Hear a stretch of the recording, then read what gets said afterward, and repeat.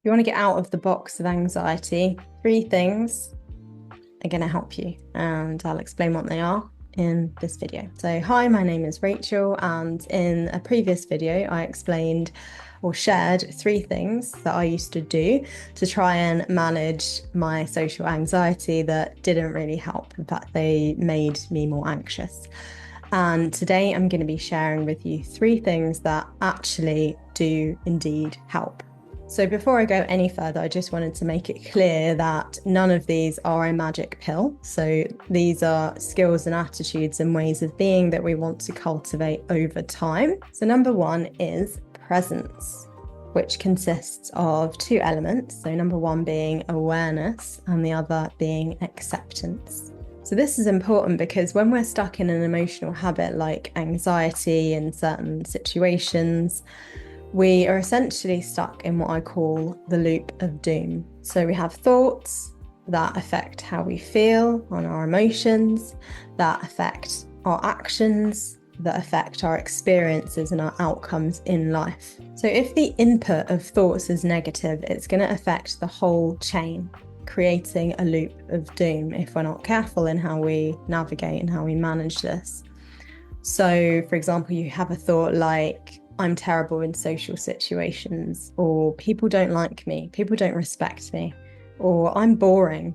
And those thoughts affect how we feel. They generate emotions like anxiety, shame, fear, and those emotions influence how we behave. They influence our actions and the decisions that we make. So it could lead to an overdependency on drugs and alcohol. It could lead to deciding to never go anywhere. It could lead to assuming that people think the worst of you and behaving or relating to those people and interacting with those people in that energy of, well, they don't like me.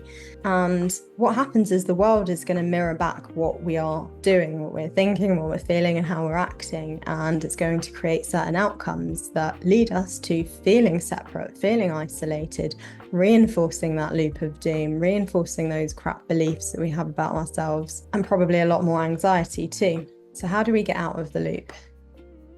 Now you might think, well, if the thoughts are the problem, we've got to stop thinking, or we have to replace all our negative thoughts with positive ones, or we have to make sure that the negative thought doesn't turn into a negative emotion, because then, we've lost it.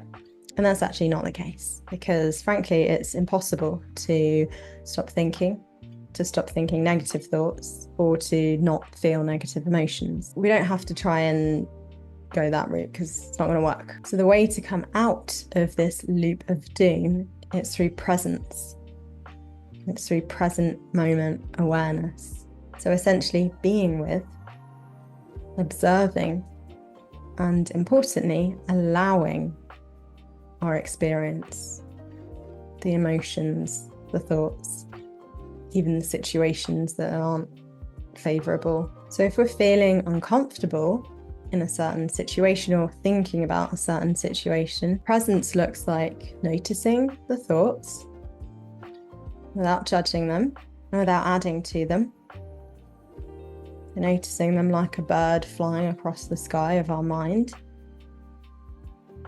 It looks like noticing how we feel, the emotions, the body sensations, and allowing them. Just observing them. Becoming a welcome host to our experience. Because the thing is, if we don't allow ourselves to feel, we're reacting against our emotions. And basically, our emotions are energy. And so the energy of our emotions gets stuck and it just ends up refueling the whole cycle, the whole loop.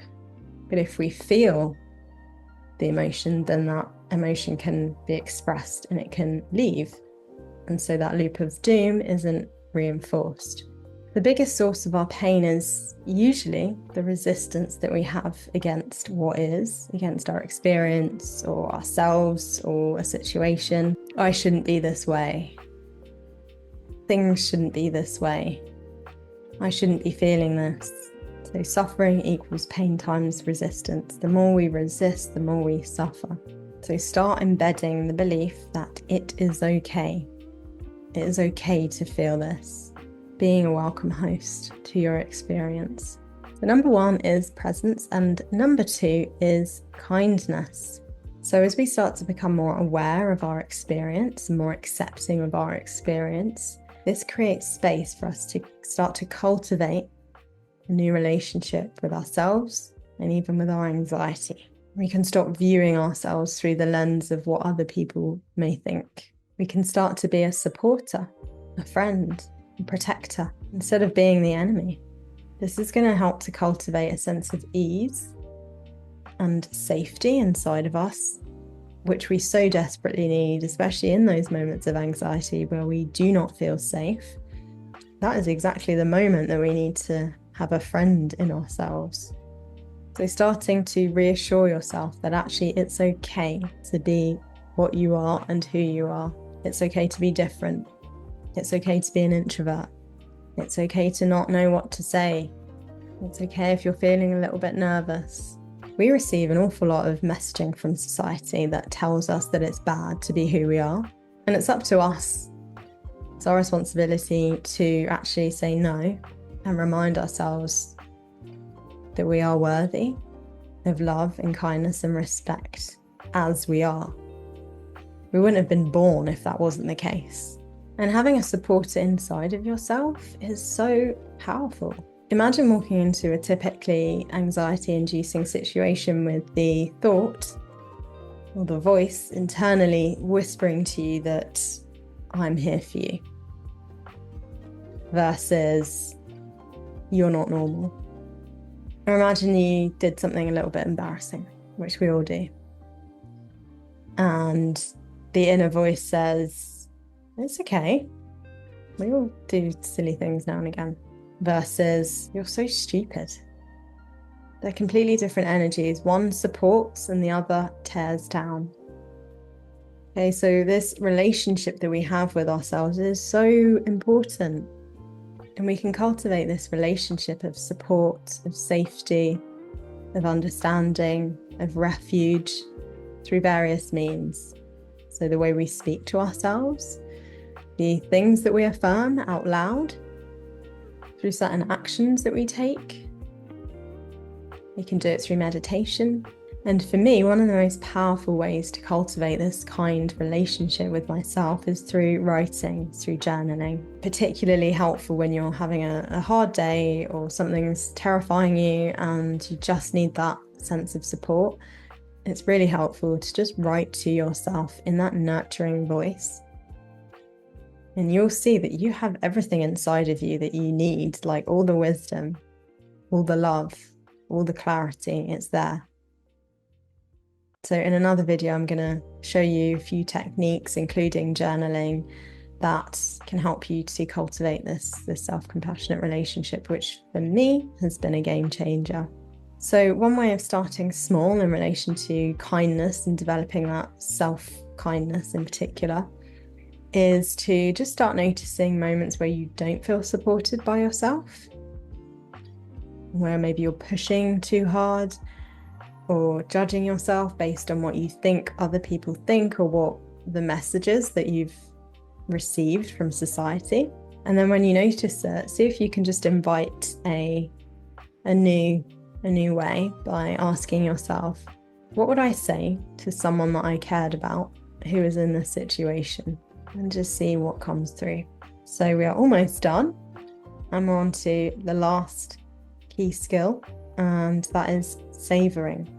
Now I'm going to go into this in a little bit more detail in a future video, but basically with savoring, what we are doing is taking in moments that already are happening where we do feel connected, where we do feel safe, where we do feel respected, where we do feel it's comfortable to express ourselves. Essentially, savoring is stopping to smell the roses, because our brain likes to focus on what's wrong, trying to, put out fires, and that keeps us in that state of anxiety. So we really have to be active about guiding our attention. And, this isn't about making stuff up. This is about noticing what is already true in our experience, because we often have this perception like, oh, I'm an anxious person, so I'm always anxious. or I have social anxiety, so I'm always socially awkward. And that's not actually true. In most cases, there are going to be moments where different parts of you come out around different people, different parts of the day, different situations, moments where actually the person that you want to be, the freest version of yourself, you're already kind of being that. So it's about noticing those moments and taking them in. We want to almost take a photograph with our nervous system so that we record this moment, we record this feeling, we record this state of being, we record us in this way so that we can start to make a habit and start to weave a new story. So when that loop of doom goes off and we start thinking those negative thoughts, there are other things in the mix. So it's not just this one-sided story. There are other things in the mix that tell our brain, actually, no, it doesn't have to be like this. There is another way, there is another experience, there is another life that I could be having. So savoring is really important, because if we don't do it, if we don't intentionally take these moments in, we will forget them. And then we're just kind of stuck in that story, in that loop of doom. So if you've got this far, thank you. And I hope that this was valuable. If it was, then please give me a little thumbs up. But yeah, just to wrap, so the 3 skills that I have personally found to be really helpful in transforming my relationship with myself and with my anxiety and with life are presence, kindness, and savoring. For me, these skills haven't eliminated anxiety, but they've allowed me to work with anxiety and not feel so encaged by anxiety, to recognize and experience increasingly that I am enough. If I feel anxiety in this moment, I'm still enough. So I really encourage you to go away and start putting these skills into practice in your daily life. And by the way, let me know what helps you with your social anxiety and what doesn't. I'd be really interested to hear. And just to let you know, presence, kindness, and savoring are things that I teach as a mindfulness and compassion and meditation teacher and mentor. And if you want to get a little taste of my work, I do have a free audio course that you can download. There is a link in the description. Thank you so much for joining, and I look forward to seeing you next time. Bye.